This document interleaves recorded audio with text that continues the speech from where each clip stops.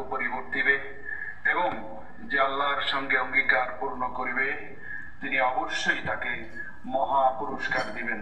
সূরা আল-ফাতহ আয়াত 10। ওয়া আলাইনা ইল্লাল বালাগ। ওয়াসসালামু আলাইকুম ওয়া রাহমাতুল্লাহি ওয়া বারাকাতুহু। এটাই অর্ডার করব।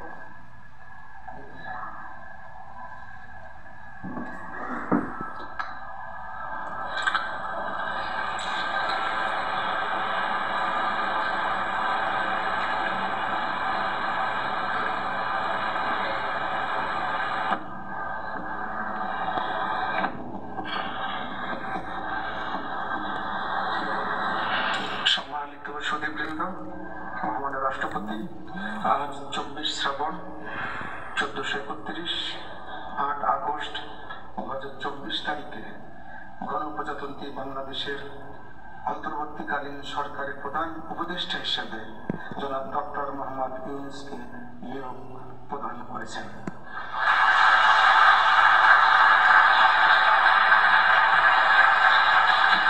মাননীয় প্রধান উপদেষ্টাকে অনুগ্রহপূর্বক মহামান্য রাষ্ট্রপতির নিকট প্রধান উপদেষ্টা পদের শপথ ও গোপনতার শপথ গ্রহণের জন্য সবিনয় অনুরোধ জানাচ্ছি।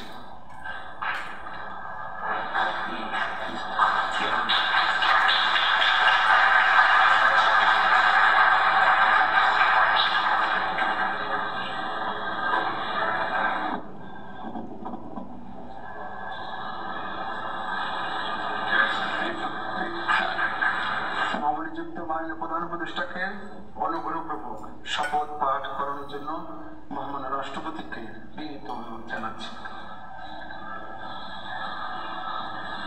বিসমিল্লাহির রহমানির রহিম। প্রধান উপদেষ্টার শপথ। আমি মোহাম্মদ ইউনূস সশ্রদ্ধ চিত্তে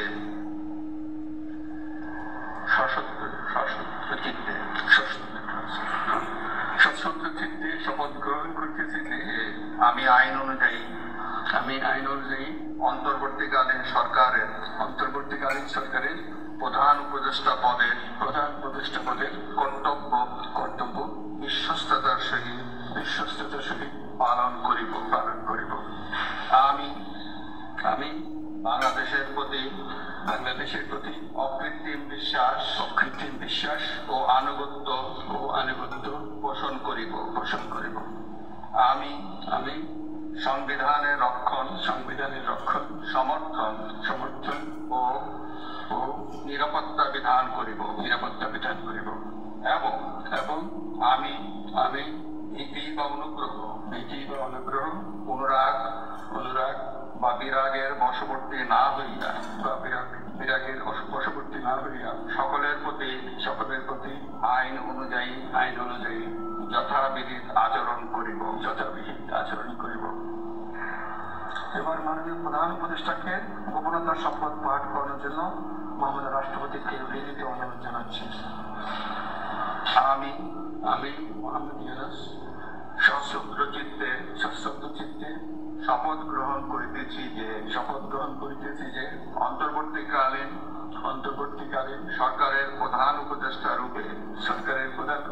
রূপে যে সকল বিষয় আমার বিবেচনার জন্য আনিত হইবে বা যে সকল বিষয় আমি অবগত হইব তাহা প্রধান উপদেষ্টা রূপে যথাযথভাবে আমার কর্তব্য পালনের প্রয়োজন ব্যতীত